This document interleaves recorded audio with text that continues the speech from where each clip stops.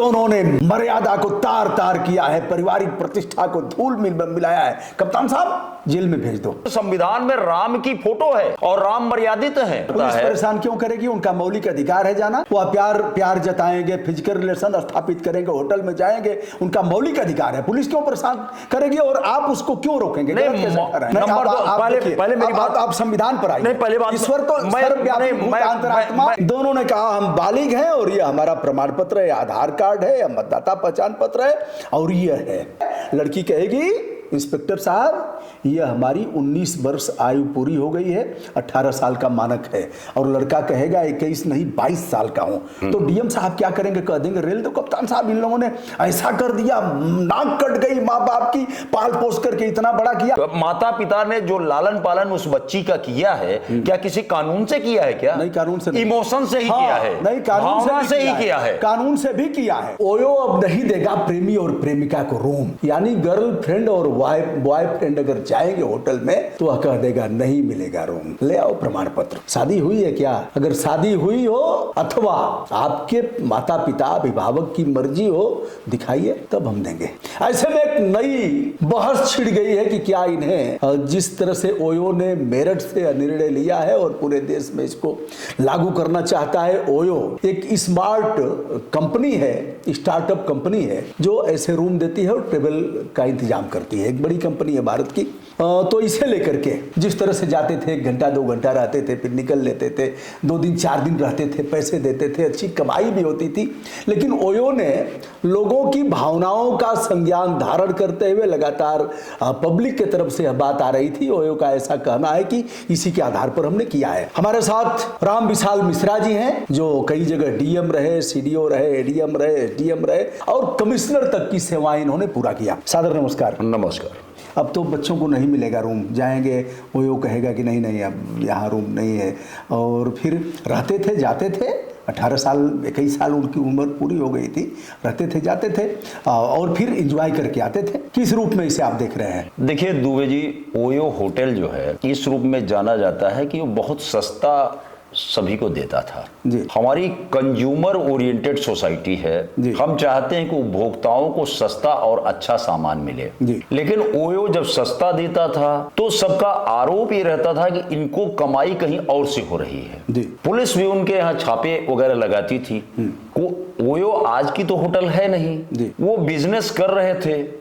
उन्होंने देखा कि और हर व्यक्ति अपनी प्रतिष्ठा चाहता है, इज्जत चाहता है, और इतना सस्ता सुलभ कराने के कारण उनके ऊपर ये आरोप बड़े आसानी से लगाया जा रहा था कि ये बच्चे जो बेरोजगार बच्चे हैं ये गलत काम करने के लिए कम पैसे पर इनको ये सुविधा सुलभ हो रही है थी। इसमें सच्चाई जो भी रही हो, सच्चाई कोई जरूरी नहीं है कि यही कार्य, लेकिन सस्ता और अच्छा सुलभता थी।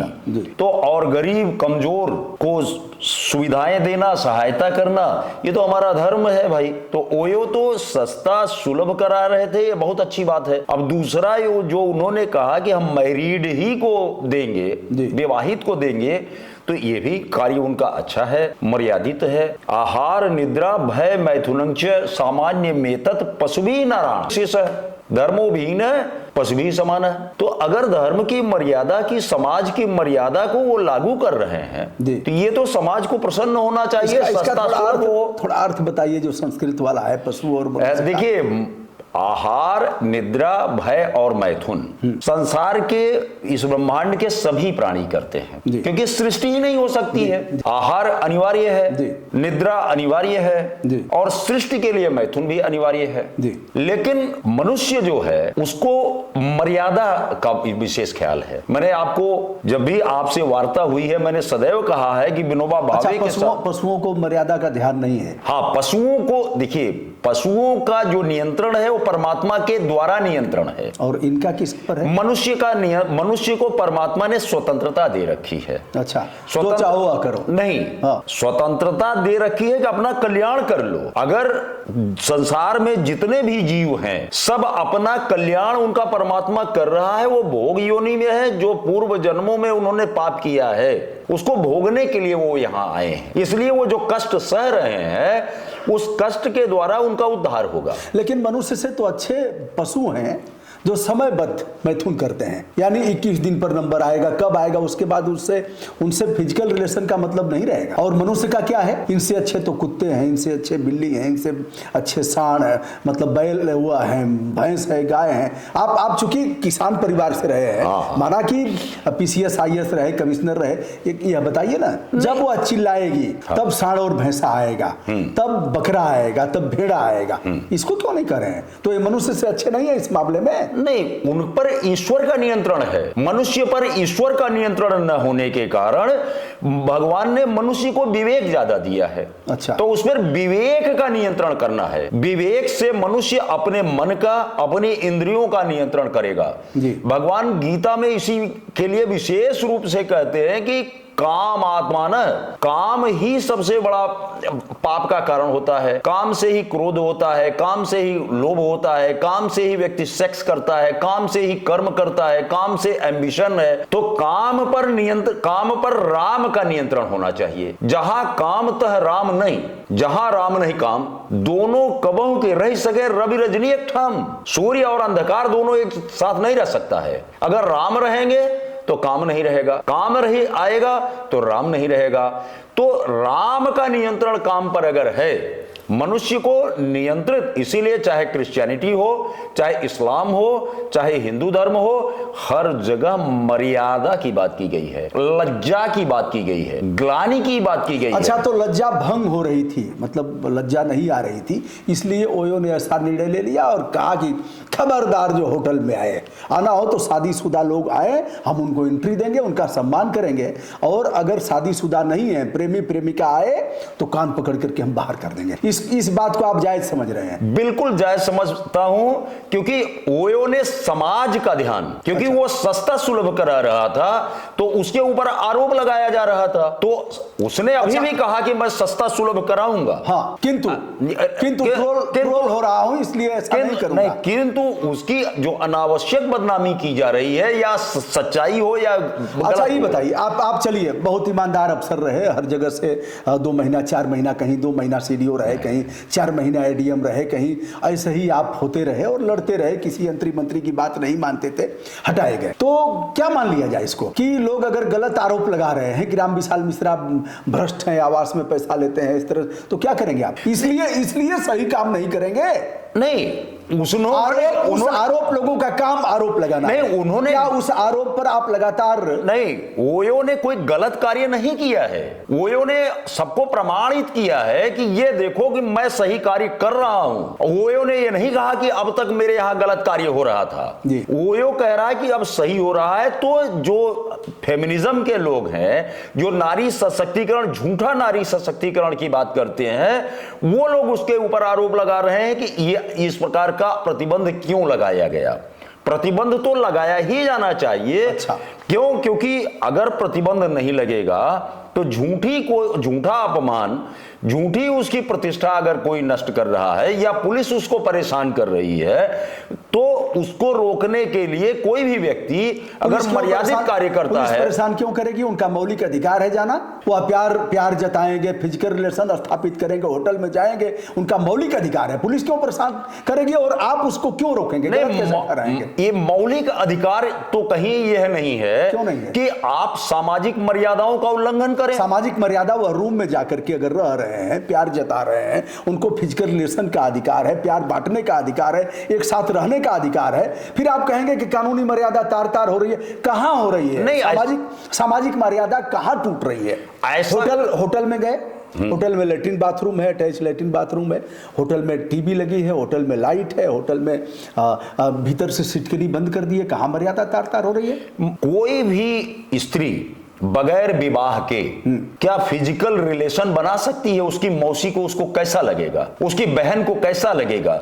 उसके भाई को कैसा लगेगा? उसकी माँ को कैसा लगेगा? यह बात मैं एक IAS अफसर से कर रहा हूं। हाँ, IAS जिम्मेदार पर्सन रहे हैं, शासन में रहे हैं, तमाम महत्वपूर्ण पदों पर रहे हैं, कई जगह DM और कमिश्नर भी रहे, उनसे बात कर रहा हूं। आप अगर DM होते, हाँ, और 2 लड़के जो भग गए हैं घर से, दूसरी बिरादरी के हैं, दूसरी धर्म के भी हैं, और लड़की की तरफ से अपराध दर्ज करा दिया गया, जैसा कि होता है, आपने बहुत मामला देखा होगा। हाँ। लड़की के परिवार वालों ने दर्ज करा दिया कि बहला फुसला करके ले गया और हमारी लड़की की हत्या कर देगा। आपके यहाँ भी एप्लीकेशन जाएगा, हाँ, पुलिस बिल्कुल। कप्तान के यहाँ भी जाएगा, बिल्कुल। सीएम के यहाँ भी जाएगा। हाँ। फिर खोज करके उसे बरामद किया गया। हाँ। मुंबई से कहीं से पकड़ के ले आए हाँ, और बिल्कुल। दिखा दिए कि भैया मुगलसराय स्टेशन पर यह टहल रहे थे। कारण कि मुंबई में अगर पकड़ेंगे, दिखाएंगे तो मुंबई में पेश करना पड़ेगा, इसलिए ले आएंगे और भुलवा करके यहाँ बता देंगे कि यही हमने पकड़ा है। अब क्या मामला गया, डीएम साहब कहेंगे इन दोनों ने मर्यादा को तार तार किया है, पारिवारिक प्रतिष्ठा को धूल मिलाया है, कप्तान साहब जेल में भेज दो। क्या यही डीएम साहब कहेंगे कि संविधान से चलेगा? देखिए, जो आप संविधान की बात कर रहे हैं, मैंने पहले ही कहा, चाहे मैं आईएएस हो जाऊं या न हूं, या किसान हूं या व्यापार कर रहा हूं, सबसे बड़ी शक्ति ईश्वर की है। नंबर दो, पहले मेरी बात, आप संविधान पर आइए। नहीं, पहले बात, ईश्वर तो सर्वव्यापी भूत अंतरात्मा। ये उस संविधान में राम की फोटो है और राम मर्यादित है। संविधान पर आइए, डीएम साहब क्या करते हैं? नहीं, डीएम साहब जो कानून क्या कहता है, कानून ये कतई नहीं कहता है कि आप समाज की मर्यादा को तार तार करेंगे। तार तार का नहीं, पुलिस क्यों उनका सर्च करती है? पुलिस नहीं, उसके माता पिता क्यों एप्लीकेशन देते हैं? पुलिस, सुनिए, चलिए। हाँ। फिर अब वैधानिक बात हो रही है। हाँ, वैधानिक बात तैयार होकर के बात करिए। मैं वैधानिक तैयार होकर के बात करिए। हाँ, मैं केवल वैधानिक बात करूंगा। अब लड़की के परिवार वालों ने यह तहरीर दिया थाने में कि साहब बहका फुसला करके ले गया है। हाँ। पुलिस ने मेहनत करके पकड़ लिया। हाँ। थाने में आए, ठीक। दोनों ने कहा हम बालिग हैं और ये हमारा प्रमाण पत्र है, आधार कार्ड है, मतदाता पहचान पत्र है और ये है, और हम लोग अपनी खुशी से गए हैं, किसी ने कोई जबरदस्ती नहीं किया है। लड़की कहेगी इंस्पेक्टर साहब ये हमारी 19 वर्ष आयु पूरी हो गई है, 18 साल का मानक है, और लड़का कहेगा 21 नहीं 22 साल का हूं। तो डीएम साहब क्या करेंगे? कह देंगे रेल दो कप्तान साहब, इन लोगों ने ऐसा कर दिया, नाक कट गई माँ बाप की, पाल पोस करके इतना बड़ा किया। आप यही कहेंगे? नहीं, आयु को बताता कौन है? माता पिता बताता है ना। अरे माता पिता क्या बताएं? माता पिता, आप माता पिता नहीं, फिर अगर माता नहीं, क्या आप माता पिता अपने बच्चों के शत्रु हैं? नहीं, शत्रु नहीं है। हाँ, वो भी उन्होंने लालन पालन किया है। क्या संविधान शत्रु है? नहीं, संविधान भी शत्रु नहीं है। संविधान ने क्या कहा है? सुप्रीम कोर्ट ने क्या कहा है? संविधान ने तो राम की फोटो देकर के राम को मर्यादित किया है। फिर आप संविधान में तो इंडिविजुअल डिग्निटी की बात की गई है। संविधान ने कहा है नहीं, हमारी प्रतिष्ठा में हम दूसरे की प्रतिष्ठा को तार तार करेंगे, ऐसा संविधान में लिखा है। तो फिर डीएम संविधान में हमारे लिबर्टी लिखा हुआ है, संविधान में हमारे फ्रेटर्निटी लिखा हुआ है, संविधान में हमारी इंडिविजुअल डिग्निटी लिखा हुआ है। तो और मानव गरिमा एक बड़ा व्यापक शब्द। तो क्या उसके माता पिता की कोई प्रतिष्ठा नहीं है? अब आप देखिए, उसके भाई बहन की कोई प्रतिष्ठा नहीं है। देखिए, केवल उसी की प्रतिष्ठा है। आप इमोशनल टैग कर रहे हैं। मैं इमोशनल बिल्कुल नहीं बोल रहा हूं, भावनात्मक बात कर रहे हैं। जहां तक आप विषय पर आइए। मेरी बात आप काट दिए, पहले फिर से सुनिए। सबसे बड़ा है ईश्वर, दूसरे पर है प्रकृति और तीसरे पर है समाज, चौथे पर है धर्म कर्तव्य, पांचवें पर है कानून। कानून से समाज बहुत बड़ा है। समाज में माता पिता लालन पालन क्या? आप चलिए, आप मेरी बात सुनिए। माता पिता ने जो लालन पालन उस बच्ची का किया है, क्या किसी कानून से किया है? क्या नहीं, कानून से नहीं, इमोशन से ही किया है। नहीं, कानून से ही किया है। कानून से भी किया है। नहीं, कानून से भी, कानून की डर से उन्होंने अपना हृदय निकाल करके नहीं दिया है। जैसे गर्भ में प्रेम से दिया, जैसे गर्भ में बच्चा जाएगा वैसे ही संविधान उसको प्रोटेक्शन देगा। यह संविधान, वहीं से संविधान का दायित्व और कानून का शुरू हो जाता है। अगर नहीं होता तो आप भ्रूण हत्या कहेंगे हमारी मर्जी, हम भ्रूण हत्या करेंगे? नहीं। हम नहीं, गर्भ में से हम बच्चे को जन्म नहीं देंगे, लड़की पल रही है, आप कहेंगे माता पिता की मर्जी, ऐसे कैसे चलेगा? नहीं, संवैधानिक बात करिए। नहीं तो असंवैधानिक बात ही कानून बनाया गया कि नहीं बनाया गया कि अल्ट्रासाउंड करके आप लड़की चिन्हित करके आप भ्रूण हत्या नहीं कर सकते, अल्ट्रासाउंड आप नहीं करा सकते। तो आप विषय पर आइए। डीएम साहब के हाथ पेश हुए और डीएम साहब कहेंगे कि इतना अच्छा 9 महीने तक माँ ने पाला था इसको, और किस तरह से पढ़ाया लिखाया, गरीबी में रह करके अपने गीले में सोई, इसको सूखे में, ये नालायक है, हमारी चलती तो इनको फांसी दे देते। यही नहीं कहते आप? नहीं तो कामा तुराणाम भयम न लज्जा, क्या आप चाहते हैं कि उसका माता पिता जिसने लालन पालन किया, उसके भाई बहन जो प्रेम न्यौछावर किए, जो समाज में उसके लोगों ने उसको सम्मान दिया, वो सब एकदम मिट्टी में मिला दिया जाए? समाज कानून से नहीं चलता, समाज सत्य प्रेम करुणा पर चलता है। वहां सत्य प्रेम करुणा का हनन करके आप कोई कार्य नहीं कर सकते। केवल इंद्रियां जो है आपके विवेक को हर ले जाती हैं। आपका मन विवेक का हरण कर रहा है तो माता पिता समाज हर व्यक्ति कहता है कि इसको विवेक। आप कथावाचक क्यों नहीं हो जाते? बहुत से लोग IAS IPS से सेवानिवृत्त होने के बाद कथावाचक हो गए। एक गुप्तेश्वर पांडे जी हमारे बहुत अच्छे मित्र हैं, DGP रहे हैं। हाँ। आप भी कथावाचक कानून को और संविधान को एक तरफ रख करके और कहिए कि साहब ये मर्यादा नहीं। आप कह रहे हैं कि गुप्तेश्वर पांडे साहब DGP थे और वह कथावाचक हो गए, यानी उन्होंने भी धर्म को और समाज को कानून से ऊपर माना। तो आप क्या करेंगे? वो दोनों बच्चे आ नहीं, कर्तव्य अपने कर्तव्य का पालन करूंगा। 10 लाठी पिटवाएंगे, कहेंगे इंस्पेक्टर से बेटा कोतवाल 10 लाठी पीटो और इनके समझ में आ जाए और खबरदार आज के बाद अगर गए।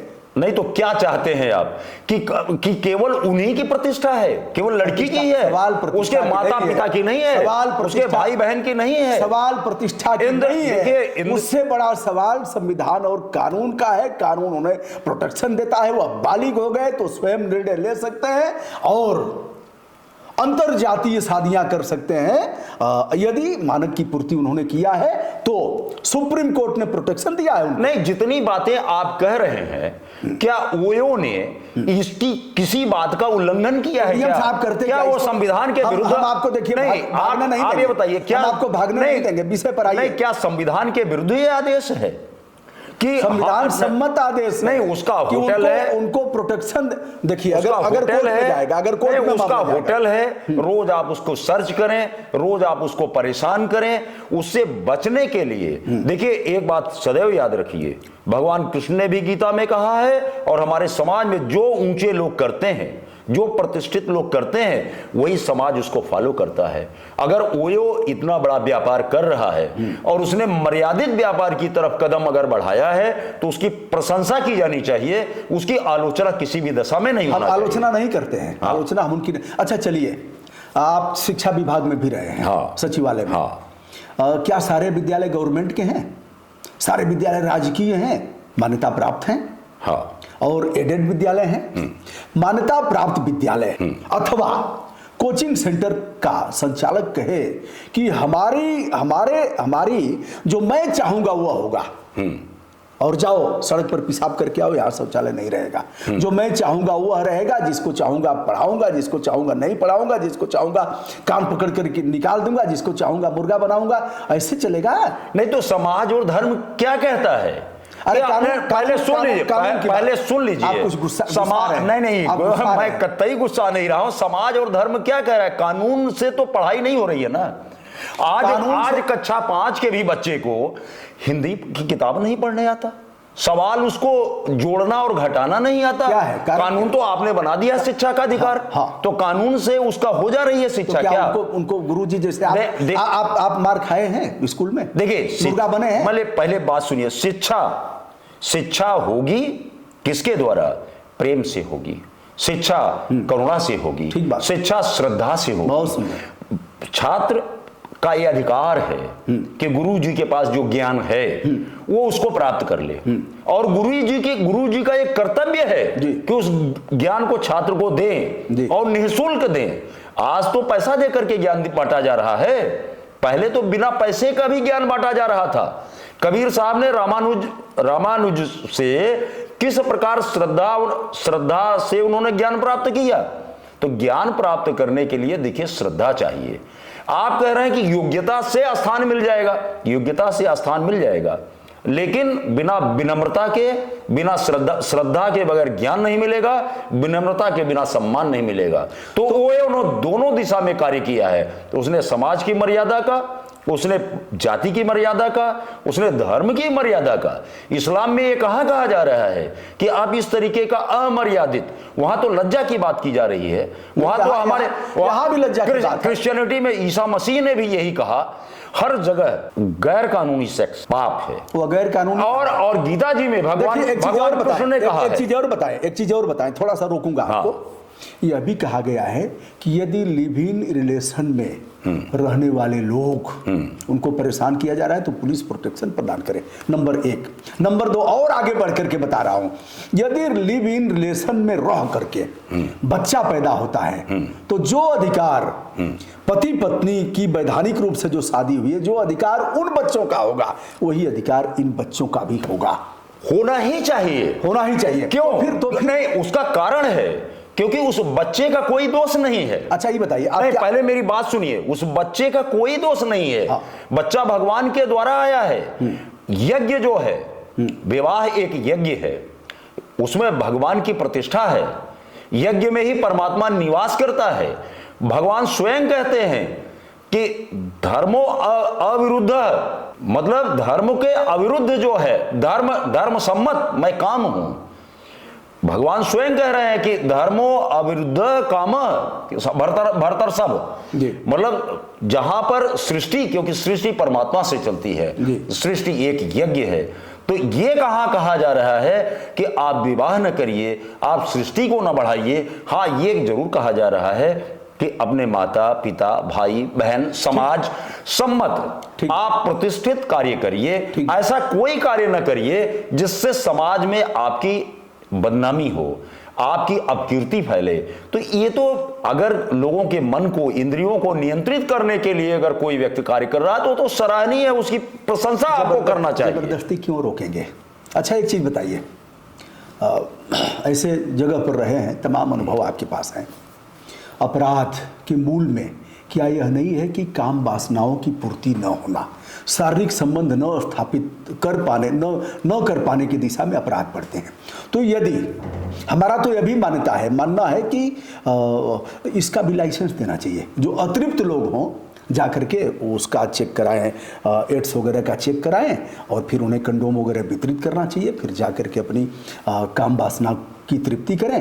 क्योंकि अपराध के मूल में एक चीज यह भी है कि काम वासना की पूर्ति नहीं हो पा रही है। तो यदि उस उम्र के पड़ाव पर पहुंच चुके बच्चे जाते हैं होटल में तो कौन सी बुराई है, और उसको कह रहा है कि बहुत अच्छा किया उन्होंने और इतना अच्छा कर दिया।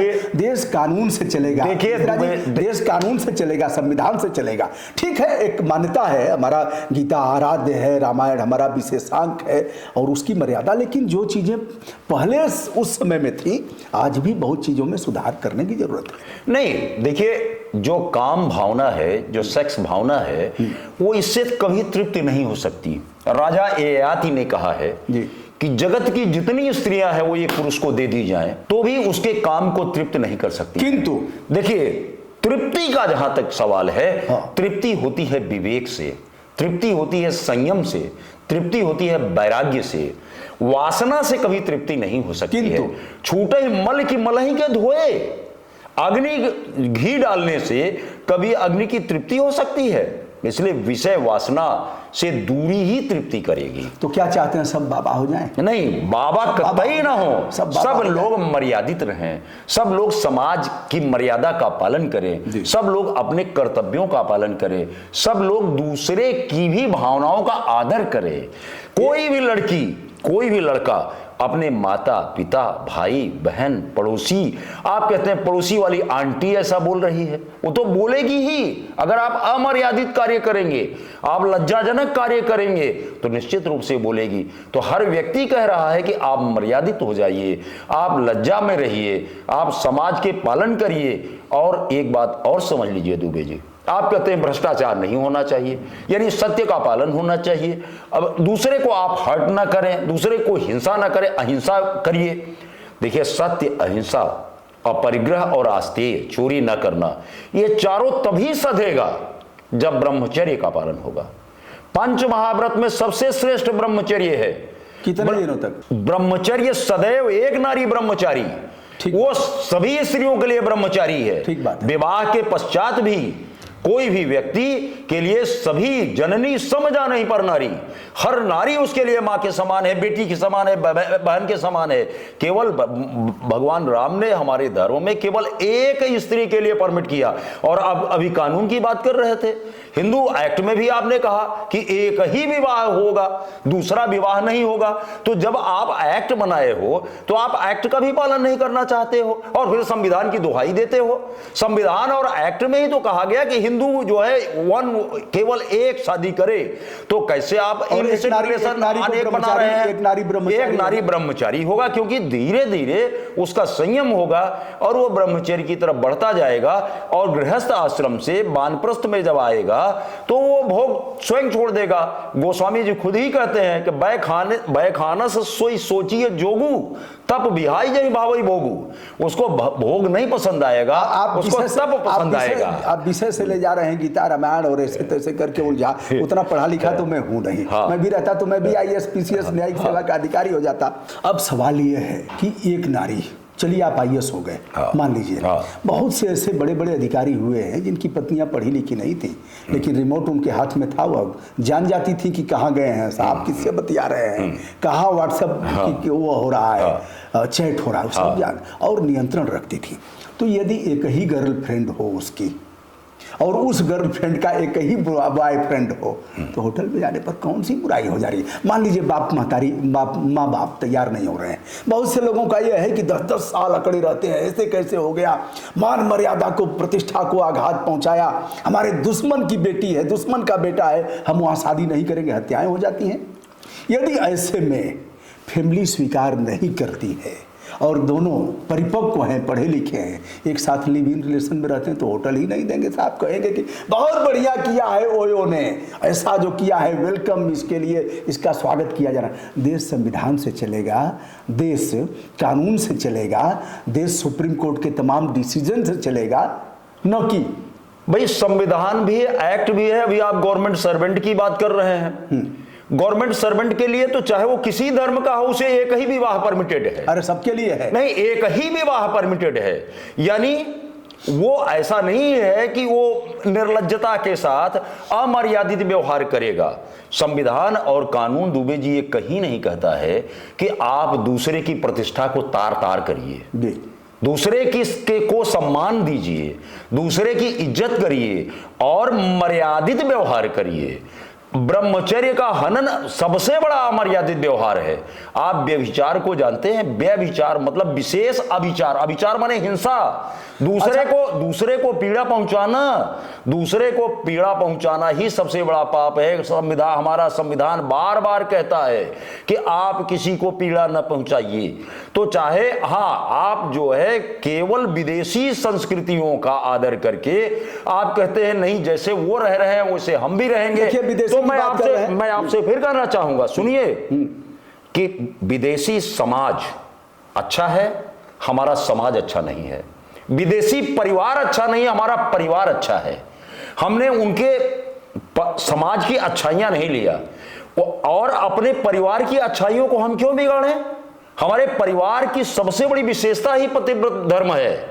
पतिव्रत धर्म में भारत पूरे विश्व में सबसे आगे है। हिंदू धर्म में तलाक तक तो परमिटेड नहीं था। हिंदू एक्ट में बहुत कठिन प्रतिबंधों के साथ आपने तलाक को परमिट किया है।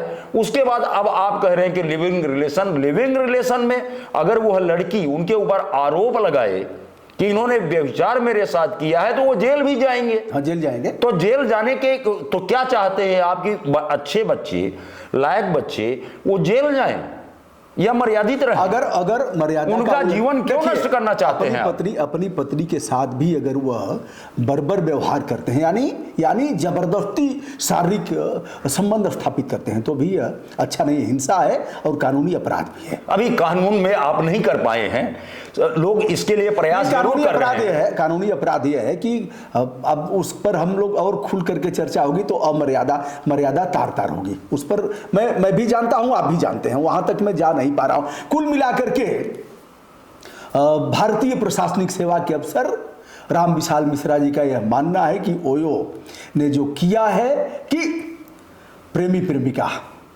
और क्या बोलते हैं उसको, अरे अंग्रेजी में क्या बोलते हैं, सेक्स नहीं तो प्रेमी प्रेमिका, गर्लफ्रेंड और बॉयफ्रेंड होटल में नहीं जाएंगे। यह ठीक किया है। मर्यादा के साथ किया है, इसकी जरूरत थी, बहुत बाद में किया है, जो किया है उसके लिए वेलकम, और भी कड़ाई से इसका पालन किया जाना चाहिए। खबरदार, यदि होटल में चले आए, उम्र चाहे तुम्हारी परिपक्वता को किसी भी स्तर तक धारण करती हो, ओयो जी किया जो कहा है ठीक कहा है, बिल्कुल ठीक कहा है। समाज के हित में है, देश के हित में है, कानून के हित में है, संविधान अनावश्यक मुकदमे अब नहीं दाखिल होंगे। अच्छा, अब किसी लड़का और लड़की को पुलिस नहीं परेशान करेगी। अब आप देखिए, फिर रोकूंगा आपको। यदि उसकी पूर्ति नहीं होती है तो वह कहीं भी अपराध करेगा।